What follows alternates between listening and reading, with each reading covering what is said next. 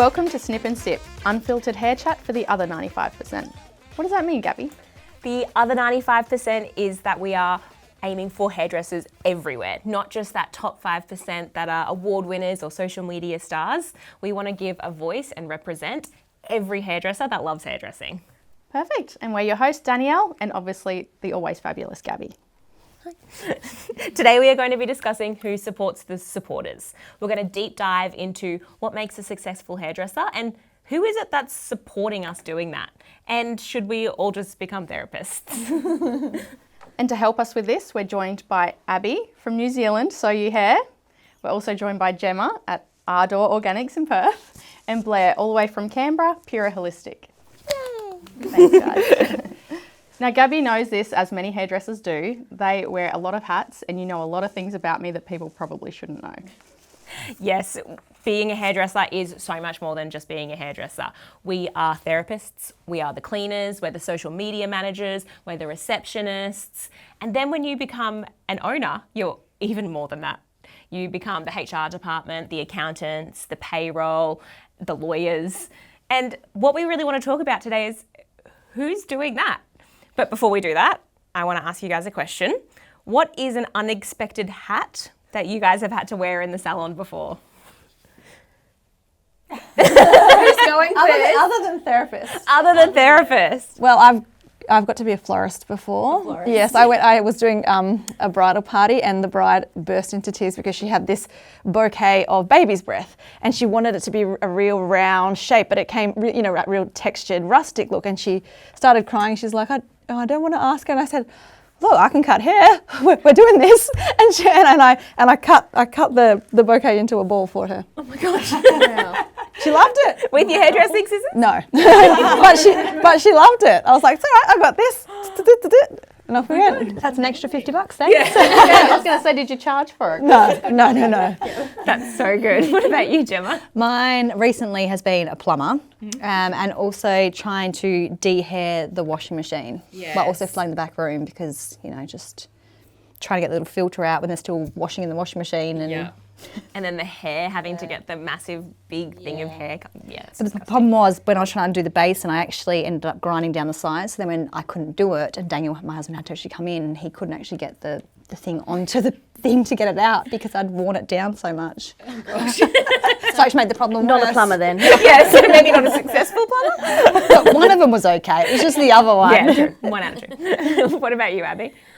We quite often have in the salon babies and dogs. Oh. And so sometimes it's a daycare, doggy daycare and nursery. Oh. And it's just a lot of fun. We just, mums need to get their hair done too. True. And so we have mum-friendly mornings and we invite them to bring their babies in. I mean, who doesn't love to squish a baby, right? Yeah. I mean, they smell delicious and it gives the mum a great time to get her hair done. And I have 2 dogs and they're regularly at work. So we invite our clients to bring theirs in, and sometimes it's a bit crazy. Oh my gosh, that would be insane. It's awesome. It's so good. Well, one time I had to be a detective at work.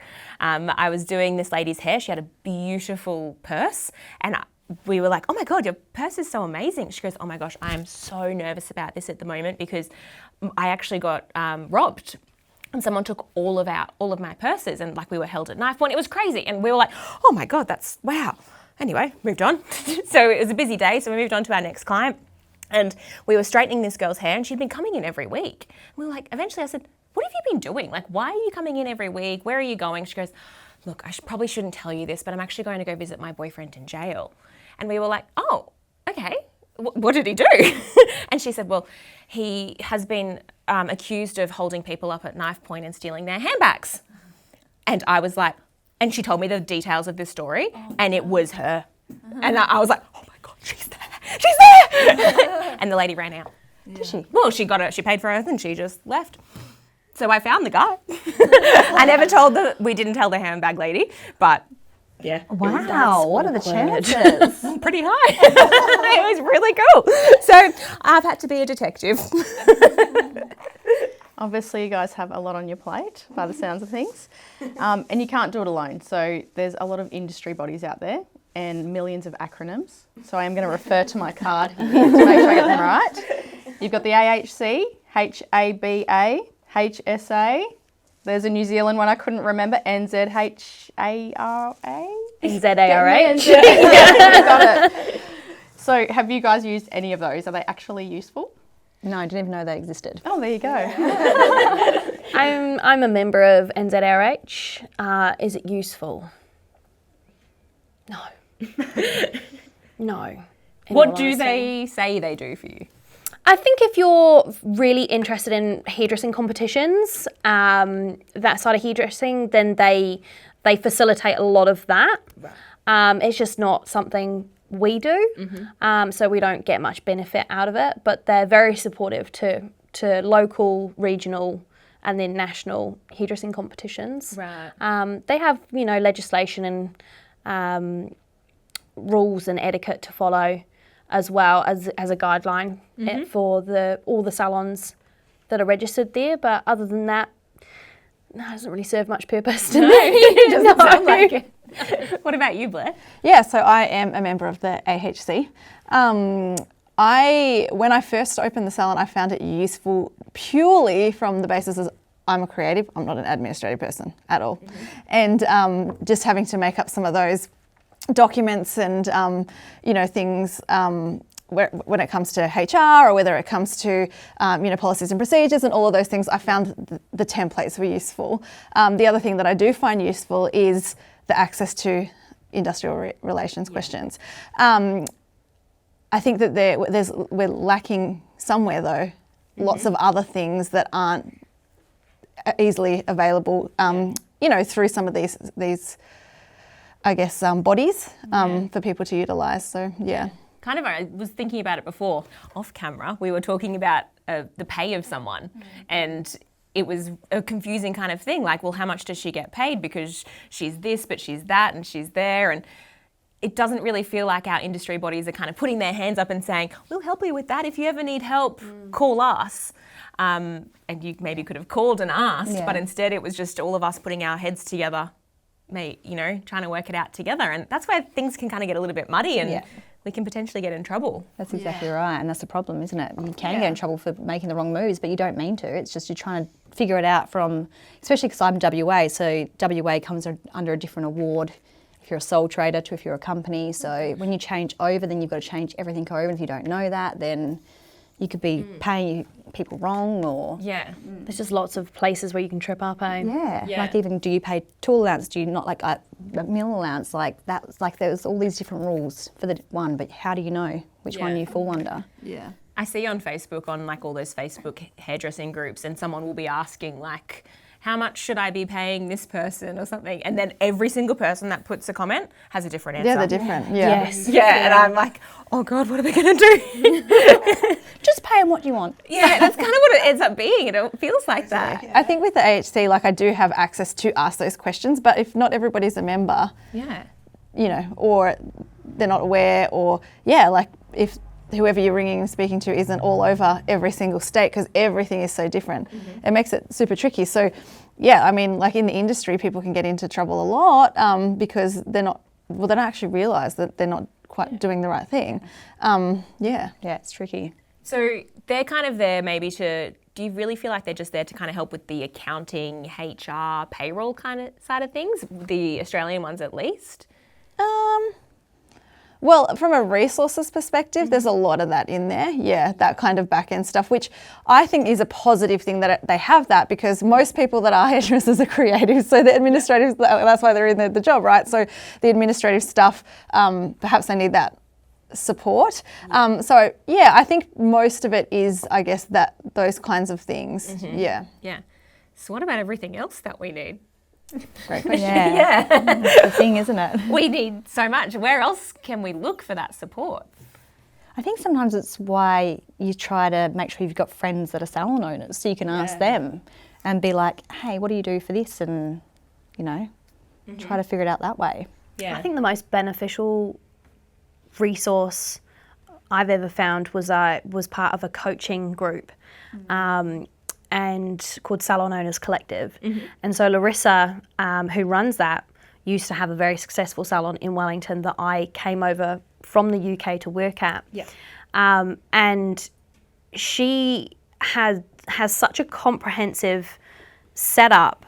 So it's coaching, but it's not just one-on-one. So you have group sessions, and so you have a Facebook group, and there's lots of discussion points. Everything's recorded, so if you miss it, you can go back and watch it. And in the 2 years that I was part of that, I got all my back-end stuff, my systems and procedures, because they have all of that on there. And the best thing for me was just the community of being able to say, this is what's happening. Does anyone have any advice? Yeah. And you're talking to other salon owners who are in the trenches with you and giving you proper, real, tangible advice, not just willy-nilly plucked off the internet, heard through so-and-so. It's all backed up by fact.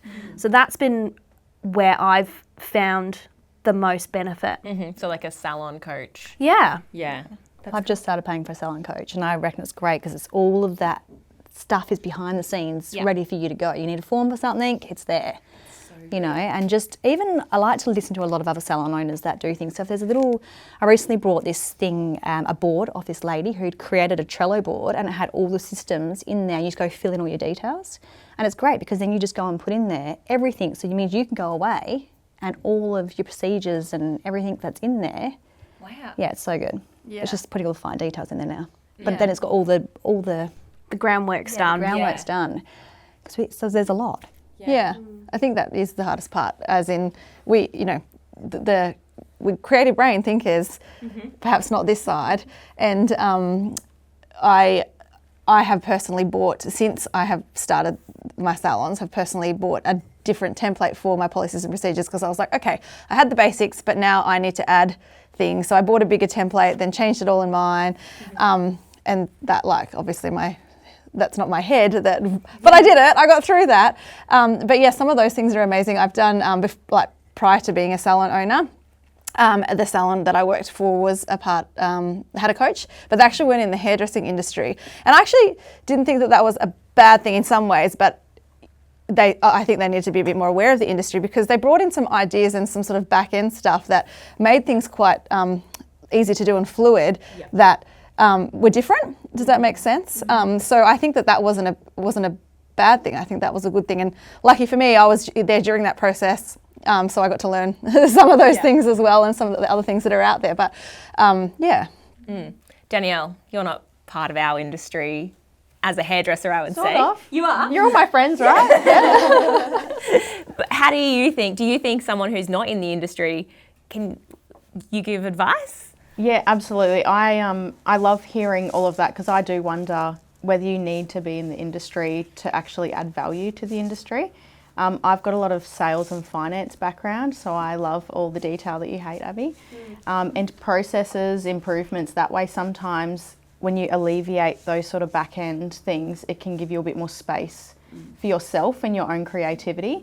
And so it's good to hear, like, a business coach, not just salon coaches as well, they all add value in some way, so that you can focus on what you're good at and what you enjoy doing, rather than having to be absolutely everything to everybody. yeah, absolutely. Yeah. I feel like having that outside perspective, especially for us hairdressers, we try not to be, but we are such creatures of habit, aren't we? Yeah. Like, it's always been done like this, so this is how we do it, and we could not possibly do it another way. And then having that outsider's perspective, being like, what are you doing that for? Like, that is crazy. And we're like, I don't know, that's just how we do it. That's how you do it. That's what hairdressers do. Is that not the norm? Yeah, and like, that's what clients expect, and we have to do it like that. And they're like, but why? Like, this is insane.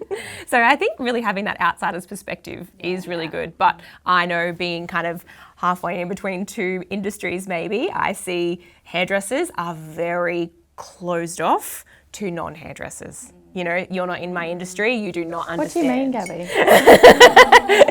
You are not in my industry and you do not understand what I'm talking about.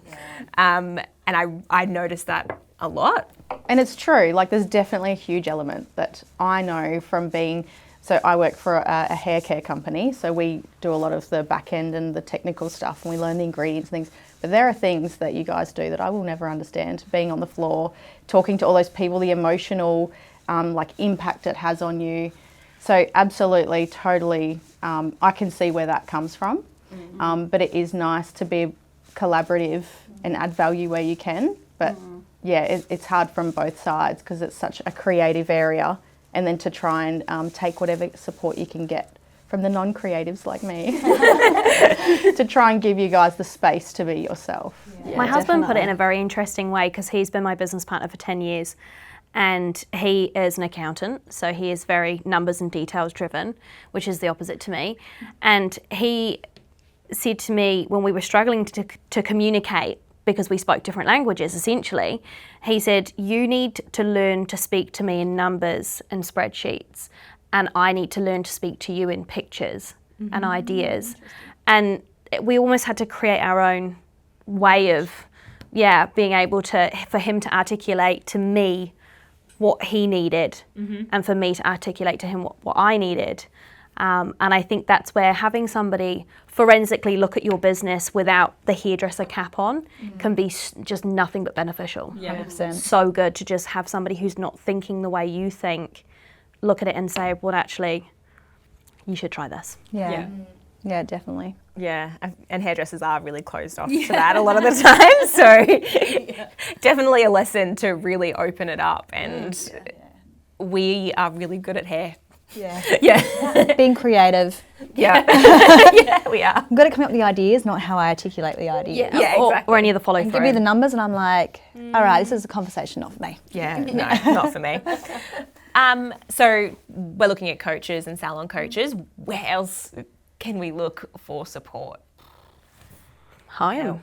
Home? Yeah, I think home's a big support. We've all got families, and I'm sure, as clients will dump on us, we will then go home and dump on them. And I think having a really, connected family is so important. Definitely. Yeah, and a connected community, so inside the home and outside. So like some salon owners aren't actually hairdressers too, so they have different strengths. But outside of even the industry, kind of creating that like-minded community, and even though you might be all in different industries, we can all learn things off each other, right? Just having that, community is exactly what it is, I think. Yeah, and having the people that have the same ideas as you and are on the same journey. Yeah. Maybe just at different points. Yeah. Yeah, that's so. Somewhere that I love to look, because I love Instagram. I actually really look at social media for support. And I know that I do whinge about it sometimes and I hate it, but at the same time, I really feel like it can be beneficial. We can get ideas from different people and we can see how they're charging things or different techniques or the way that they're bringing clients in. Even if you maybe don't agree with it, you're like, that's an idea. Yeah. But sometimes I have to put my critical thinking cap on and I have to think, can I trust this? Yeah. What do you guys think? Have you ever considered using social media? Oh, I definitely look at social media, but I'm also open my mind to go, well, what's the whole picture? Yeah. I don't want to know what's just I can see here on this little clip or in the feed, because that's not always, it's definitely not the everything. Right?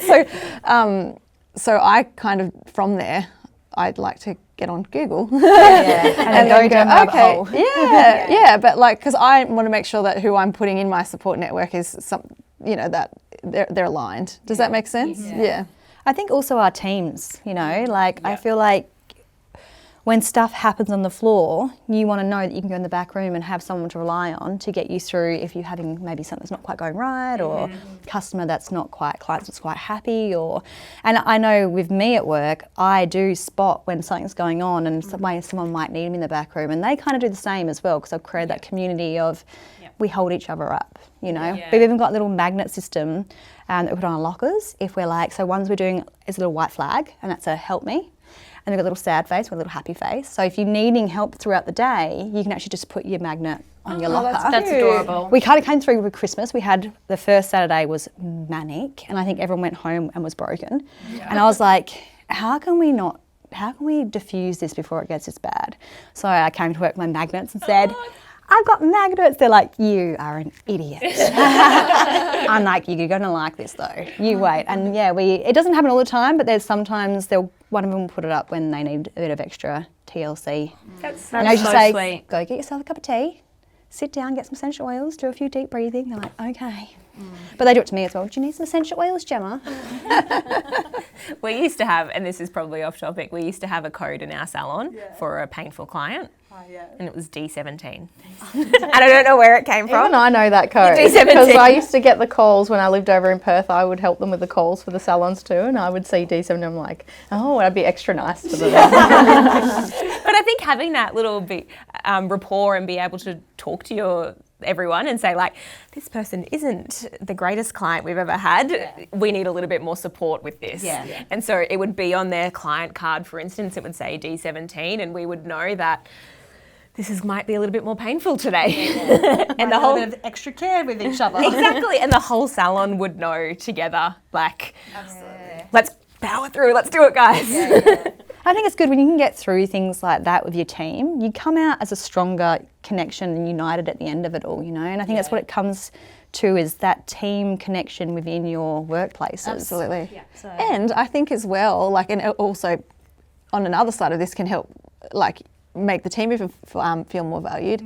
Their input on their strengths, right? So, you know, if there's people that have people in my salon who is actually really, really good at admin, right? And there's someone who's really good at social media, and I'm like, you know, it's sort of removing the ego as well, going, I have to know everything because I'm the salon owner, and I have to be everything, and I have to wear all these hats because I am the salon owner. It's just breaking that down. I go, no, I don't. You're amazing at that. Do you want that job in the salon? Like, that's awesome. Like, you're really good at that. I'm going to give that to you. And that having that, you know, drawing on the strengths of your team as well. Yeah, I love that. Yeah. We've been talking a lot about ourselves and who's supporting us, but you guys have kind of brought it up a little bit. We need to support our staff as well. Oh, yeah. Yeah. Absolutely. Have you guys brought any ways in that you guys are supporting your staff that would be of interest to others? Maybe they haven't thought of it. Yeah, you go. Well, I just think I always do like team retreat days or do little things just to show them I appreciate them.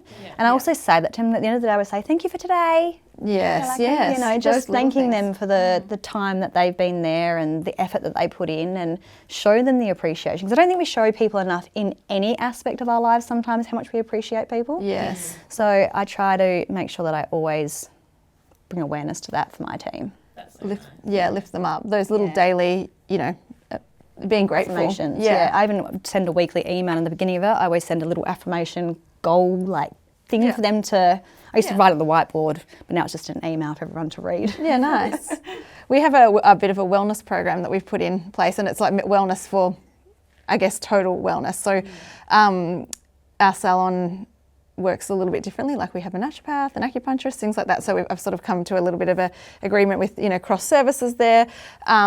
Also, we have each staff member gets paid mental health days on top of their annual leave. But I've also just recently I purchased the corporate Calm app for everybody as well, so that they're able to learn, you know, how to sort of down regulate if they're feeling nervous, go through breathing patterns, things that they can use at night to sleep better, all of those sort of extra things. And then, like you, we're doing lots of workshops. So a lot of the time when we get together and do team training, often it's not actually about hair stuff.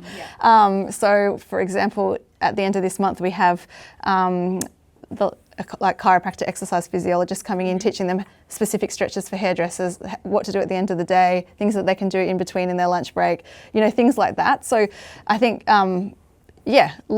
we can think outside the box, right? And you utilise things that perhaps that they can't necessarily always find on Instagram or, you know, We've recently just, after consulting with the team, we've actually gone down to a 4-day working week. And that was because the girls really felt like a 3-day weekend would really benefit them for their mental health. My team put a lot of value on having time away from the salon. So we don't do a lot of team things. We have, you know, day activities that we'll do every now and then, but my girls actually just really like to step away from the salon and do what they are passionate about. And so, now we do the 4-day week. We've tried things like yoga before work and whatnot, but they love their three-day weekends. They want to see you less, not more. Yeah. Like, don't make me come in on a day off and do yoga. Yeah, and I actually I kind of love that myself because I'm a real homebody, and so I would much rather spend the day at home with a book than doing some team building, and my girls kind of reflect that as well. Yeah, well, that's what like obviously what you've noticed is well, you've attracted like-minded. But you're also, giving them what they need, not what you think they need.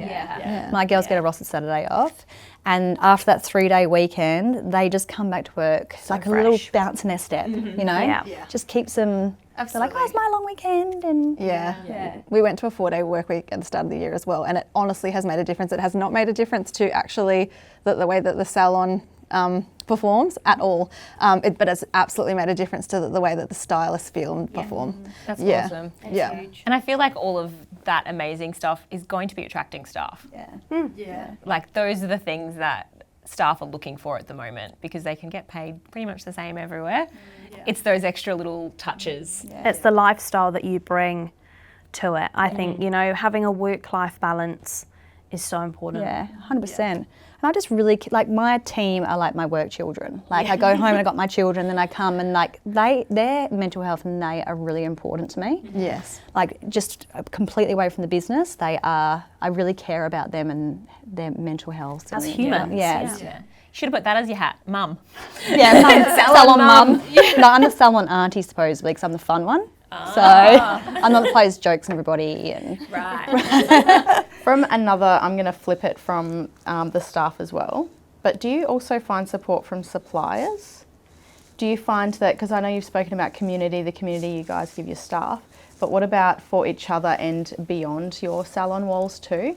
Like when you choose products or choose things and the support that those businesses give you, is that something that you consider when you get those or something that you lean on at times? 100%. I think my main ones I get a lot of support from. It's just like there's so many times though where I've got a new product in and I've been ghosted. And I'm like, how do I even I recently got something in and then the other day I had to go and mix this thing up and I was like, how do I use this? And one of the girls was like, oh, I think you just do this. And it's like, hang on, why have we had no training on this product yet? And I've not been contacted by the rep to say, hey, do you need training? I was like, oh, you wanted to talk to me beforehand. But I do have my main suppliers. I do find that I've got, they help me and actually care about me as well. So And give you like a support network. Yeah, I know I could call up and I know I could probably talk about anything as well. Like just because they care, ask me how I am. Yeah, definitely. I think I find that too, that my main suppliers actually know us as human beings. Does that make sense? Rather than just another person that's buying, like literally like a transaction. Know us and care about us as human beings. And I think that that's actually what's important because to be honest, you can go and get cutting training, colour technique training, curly cutting, like all of these different things anywhere. And they're not the suppliers that are doing them. They're, the people that are skilling themselves to become experts in those areas. But where people often don't get supported from their suppliers is those other things, those extra things that, hey, I've got a question about this, can you help me about this? What's, that perhaps, yes, it's obviously got to do with salon. You're not going to ring your supplier and go, oh, hey, I'm just wondering how to cook gnocchi. Blair, you would be so surprised. I mean, I wouldn't do that. But like knowing, okay, well, hang on, they're in the industry, maybe they have an answer for this to help me. And I actually know that when I ask those questions, I will genuinely get as much as they can, information that they can provide, they will. So I think that there's that, that's obviously where that industry, we need to bring in more of that everywhere, I feel, because like honestly, cutting training, all of these, they're all wonderful because we need to know how to do that. Otherwise none of us would have a job and we won't be, we're not upskilling ourselves. I think we need to consistently do that. But upskilling also comes from not just upskilling our technical skills.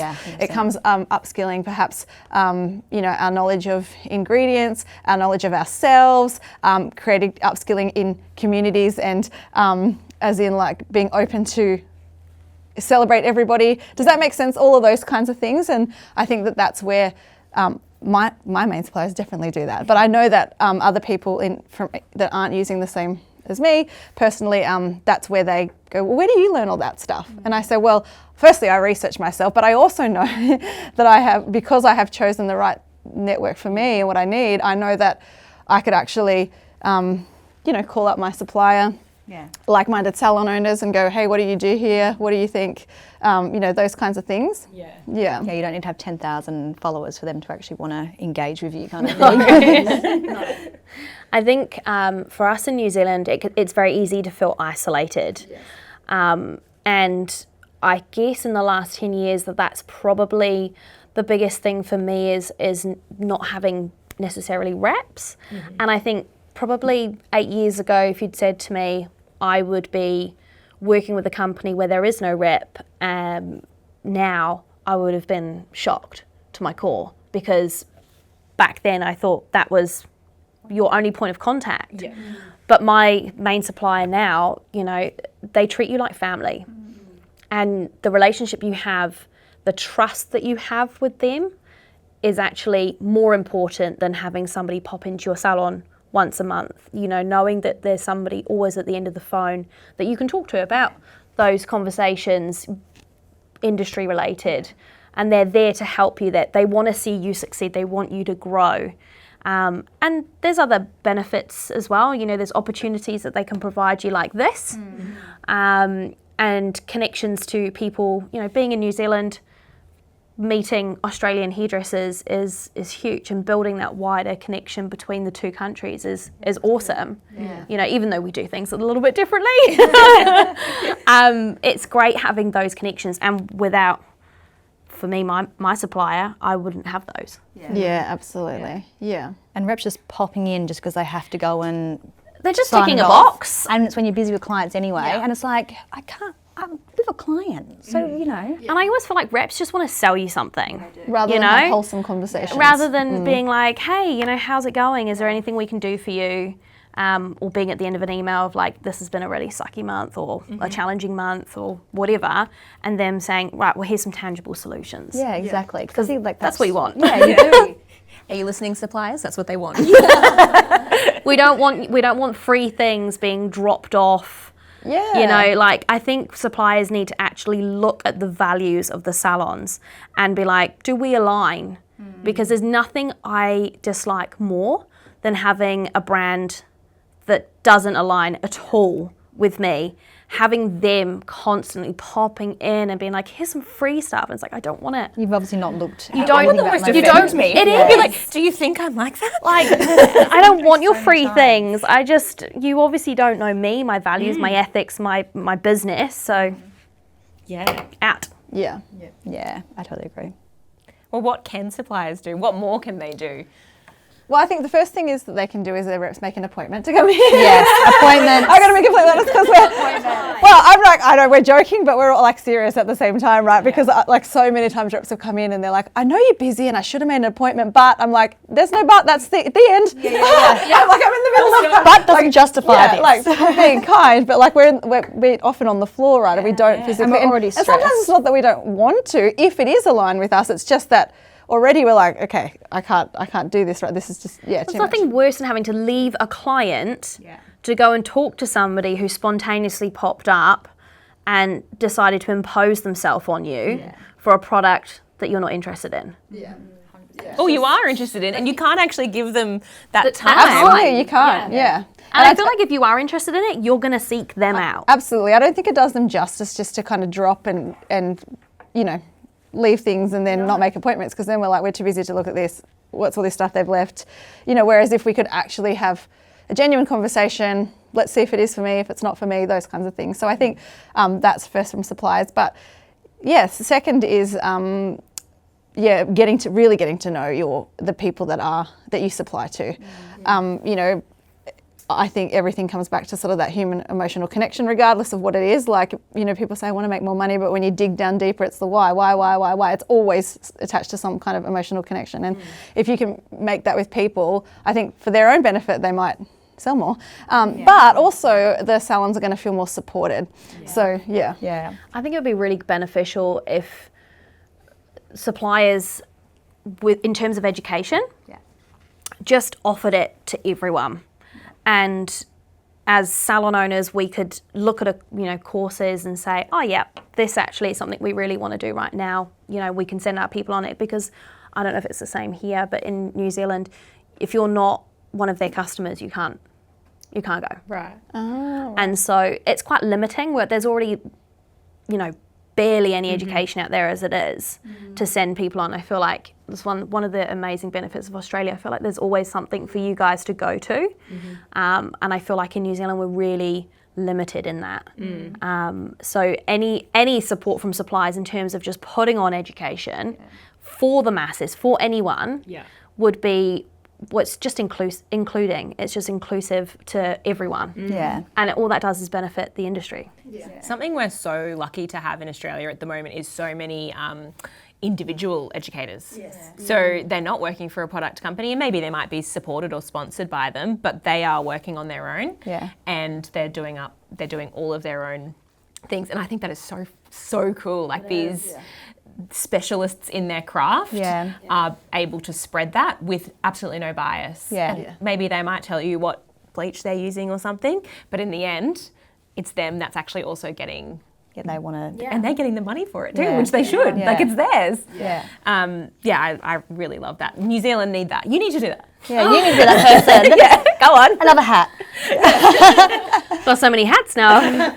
One of my suppliers, he actually takes me out one Tuesday a month for either breakfast or lunch, and we just chat. Like, and he talks to me about, what can I do for you? How can I help you to get to where you need to be? And it's not about what I can do, like how I can support his product. It's really about, he cares about what I'm doing and what he can offer me. So I think that creating relationships in that way will build your businesses way more than if you're just popping in just because you have to meet a KPI.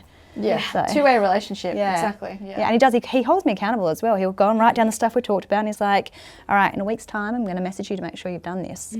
I'm like, "Oh God, now I have to do it." He's almost like a coach. We do need to be held accountable though, don't we? Our creative brains are just like, woo. I'm very shiny things. It's like shiny object syndrome. I'm like, "Oh, what's that over there?" Working for a supplier, we obviously are talking to people all the time, and we have like in hairdressing, you have to write your notes from your call or from your thing, and sometimes the notes that you see are wild.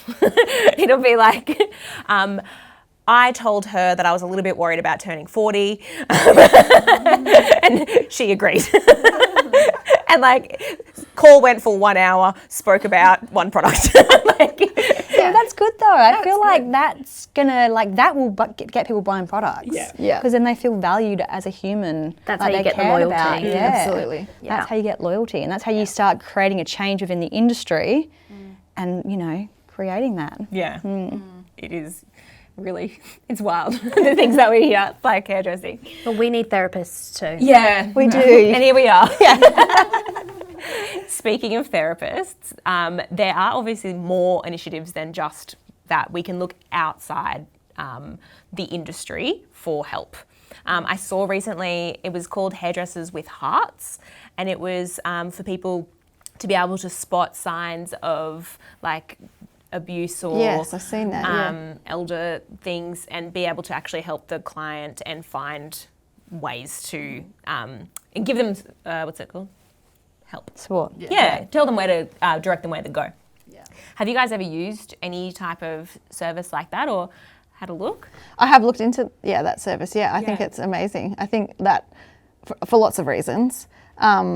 So because they tell us a lot of things, right? And we do get to know our clients well. Like sometimes we've been through their weddings, their births, their divorces, they're everything, right? So I think those kinds of things are amazing. If we had, more access to resources like that, or we go source them out ourselves so that we can then direct, because quite often, we do act as a therapist, but we're actually not therapists, right? We're not qualified to be therapists. So, I think some of these services are amazing where we can direct. I've actually had a local, it was for law, pop in and say, look, I know that clients talk to you about a lot of things. If they're struggling with their separations, this is what we do. So I think lots of other people are actually acknowledging that what our clients come in and tell us as hairdressers too. So I think those things are great.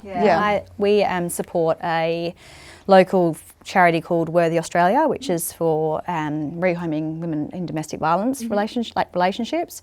And that's what I feel like we need to learn more about this, because there's been so many times in my chair a client has said something that I'm like, oh, that's, and then how do you, because you've got to respond in the right way as well. Yeah. So, you know, And when you've had no training. Yeah. And it can sometimes be tough. Not mine. Like, or sometimes we get people that come to us for that reason and then break down because they've just left a domestic violence relationship, and you need to be saying the right type of thing. yeah. So But it's also like that weighs so heavy. that does weigh heavy. On you, and you hard. know, there's been some conversations in the chair that, you know, still to this day I think about.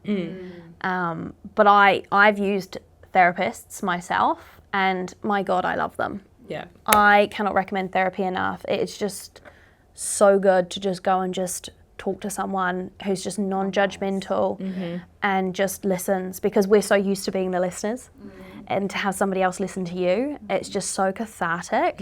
I wish I could afford to do it every week, because it's just incredible. There shouldn't be shame associated. You know, some people don't Oh want my to talk gosh, about it. And it's like, no. no, it's good. Therapy is incredible. Just, I think, with all the load that we take, and I will keep referring back to the mental load that we carry, sometimes you need somewhere to offload some of that load, you know? Exactly, because your And- partner when you get home is not, because they're like, what? No, I think there's an incredible author called Brené Brown, and Yes. She's everyone amazing. knows her because she is just a god that's been put on this earth. And she talks about having, as a couple, having 100, and she might come home and be like, I've got 20 today, and her husband will be like, I've got the other 80. And if you're both coming home and you're unloading and you're both at 20, that sucks. And that gets you in a really hard place in your relationship. So it's so good to have somewhere to go and offload, and then you can come and bring your 100 to your relationships at home. Yeah, stops that pressure. Yeah, definitely. There you go. Go to therapy. Go to therapy. But continue to like work on your own mental well-being too. Like I don't necessarily do it with therapy, but I do with other ways that you know, like feel good for me. But just to sort of release and move through things that. Some 'cause people we use get to- exercise, but that's revolting. I use exercise and sauna. Just sweat my little box off in there. Infrared saunas are the way forward. They're good. I should just sit in there and have deep pondering thoughts of the world. Some other random support thing that we were talking about, which is not a sauna, but it could be, is actually using someone like, let's say, an interior designer, random. However, when we are making our salons, we go, oh my God, that looks so beautiful. And then we make it and it's done. There are lots of things that we might not be thinking about. Accessibility, for instance, or lighting, design, those kinds of things. So we can get support from other Professionals. in other random spots, but we would never think to, because we're like, well, this is what a hair salon looks like. And so I'll have this hair salon. Instead of thinking like, is this lighting going to be right for the photos I want to take? Or from an inclusion way, will this seat move? Can I get this seat to move so that I can pop a wheelchair here? Or can they get up the stairs? Or do I have stairs? Do I have a bathroom that they can use? There's all these completely random things that we would never think. No, which is why we get professionals. And now I'm thinking about my salon. I'm like, damn, I've got a lot of issues with my salon.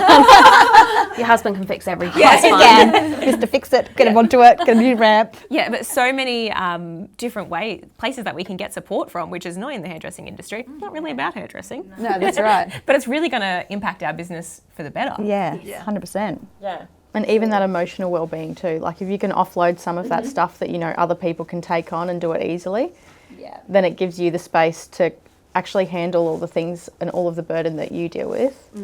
Find the therapist, find the salon stylist, find the people with good at numbers, and it will actually help the day-to-day and actually just looking after yourself holistically. You just can't do everything yourself. And I think there's a period of time as a business owner that you start to think, I've got to be everything to everyone. And when you realise you can't, and start to delegate things away from yourself so that you can cope with the things you can cope with, that's huge. I think that's a real pivotal point in being a business owner. Yeah, definitely. Absolutely. Well, have we forgotten anyone? I hope not. We probably have. If we have, please comment it down below. Let us know who supports you as the hairdresser. Follow us on Instagram, social media, find us. And obviously hairdressers are not mental health professionals in the slightest. So we will have resources down below to support you and your clients in getting any support that you may need. And if you need to call anybody, 1300 RESPECT, it will be below as well. Awesome. Well, thank you so much, guys. See you next time.